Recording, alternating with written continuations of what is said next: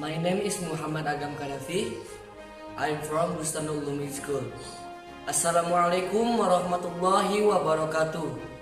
The first, let's thank to God Allah Subhanahu wa Ta'ala, who has given us making and blessing until we can meet together His bliss.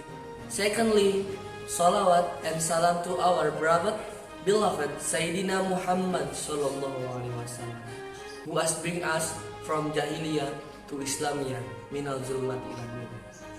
I'm standing here. I want to read storytelling by title My Dream.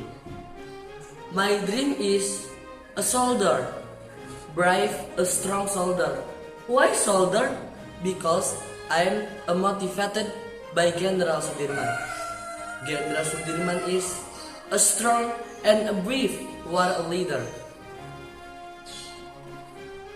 And I admire General Sudirman. At that time, he was under siege, but he was a brave, right? There, someone asked to General Sudirman, "Hey, General Sudirman, are you a magician?"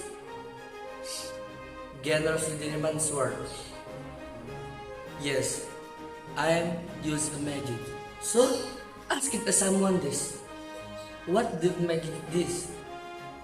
General Sudirman swore, ablution and remember to God Allah Subhanahu wa Ta'ala.